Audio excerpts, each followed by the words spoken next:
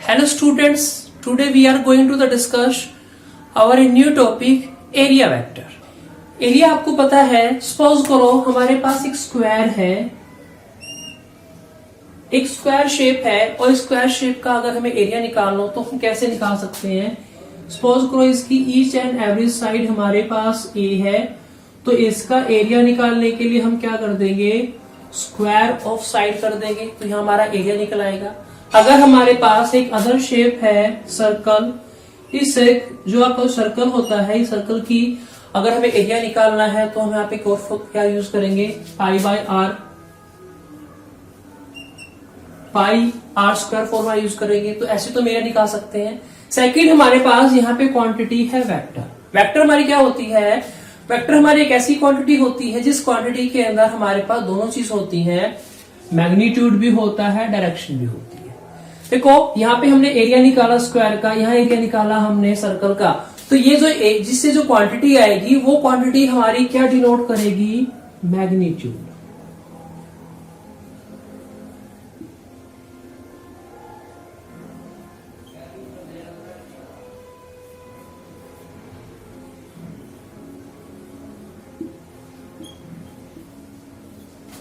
ऐसे हमारी मैग्नीट्यूड निकालेंगे।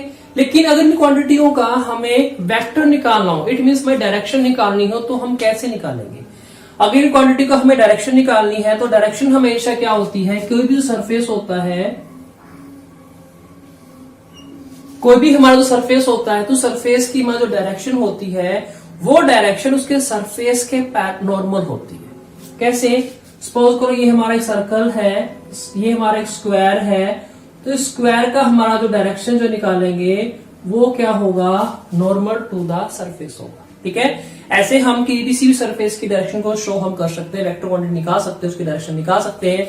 सपोज करो हमारे पास एक रेक्टेंगुलर शेप है, इस रेक्टेंगुलर की शेप का भी हमें वेक्टर क्वांटिटी निकालनी है, तो हमारी ये क्या निकलेगी, इसकी वेक्टर क्वांटिटी की मैग्नीट्यूड डायरेक्शन निकलेगी in of shape of the rectangular direction. ठीक है, तो ऐसे हम किसी भी शेप का हम क्या निकाल सकते हैं, उसकी डायरेक्शन निकालते हैं। ये हमारे पास ये जो शेप हमने ड्रॉ की है, ये शेप हमारे किसके अंदर है, these are 2D shape, these are 2D shape. और 2D शेप को हम एक अदर और नाम से जानते हैं, इसको बोलते हैं ओपन सरफेस।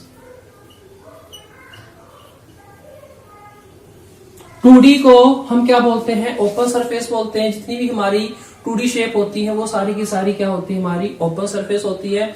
और जितने भी हमारे ओपन सरफेस होते हैं, उन ओपन सरफेस का जब हम वेक्टर क्वांटिटी का निकालते हैं, एरिया वेक्टर निकालते, तो हमेशा उसकी क्या होती है, दो साइड होती है। क्योंकि मान लो देखो आपकी ये शेप है, तो इस शेप की हमारी क्या होगी, दो साइड होगी, तो हमारी डायरेक्शन जो होगी एक हमारे इधर होगी और इसके क्या होगी, इसके बैकवर्ड होगी in case of the 2D के अंदर।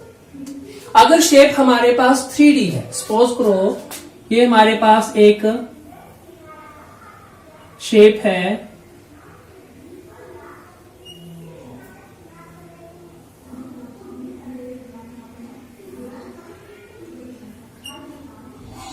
ये हमारे पास एक 3D शेप है। 3D शेप के अंदर जो शेप हमारी 3D होती है उन्हें हम बोलते हैं क्लोज सरफेस।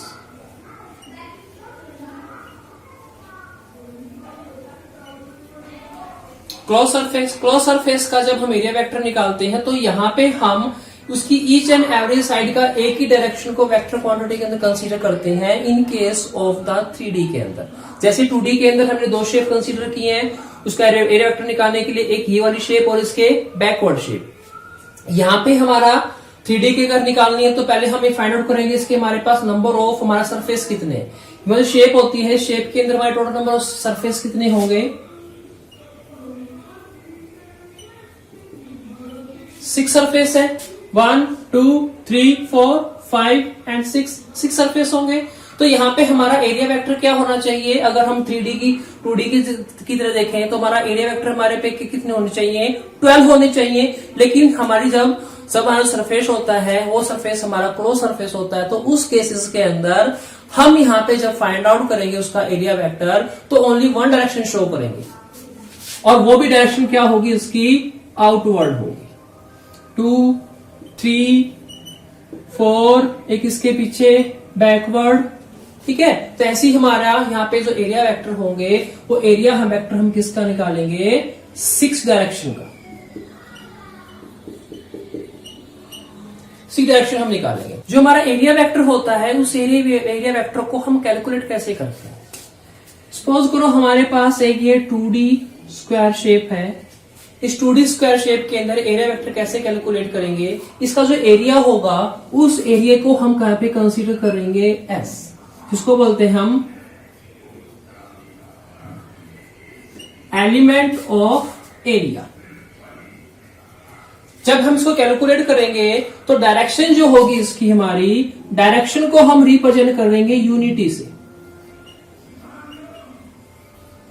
तो एरिया वेक्टर को जब हम फाइंड आउट करेंगे, इसको रिप्रेजेंट करेंगे, तो रिप्रेजेंटेशन करने का इसका तरीका क्या है, element of area n into this are represent the unity vector and area of s. ऐसे हम इस फॉर्मूला को यूज करके हम किसी भी क्वांटिटी का एरिया वेक्टर निकालते हैं। ठीक है, देखो वैसे तो एरिया वेक्टर हमारा क्या होता है, एक स्केलर क्वांटिटी है।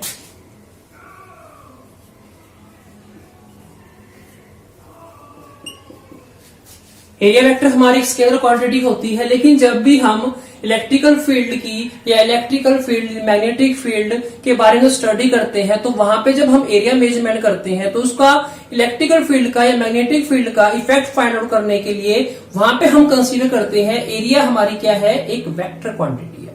मैथमेटिक्स में आपने पढ़ा होगा एरिया हमारी क्या एक स्केलर क्वांटिटी होती है, लेकिन जब एरिया वेक्टर को हम मैग्नेटिक फील्ड के रिस्पेक्ट में पढ़ेंगे, वहां पे मैग्नेटिक फील्ड की स्ट्रेंथ फाइंड आउट करने के रिस्पेक्ट में पढ़ेंगे, या हमें फ्लक्स फाइंड आउट करना होगा तो उसकी स्ट्रेंथ फाइंड आउट करनी होगी, तो वहां पे हम एरिया को कंसीडर करेंगे as a vector quantity. So students, these are about the area vector. Thank you so much for watching my video. Thank you.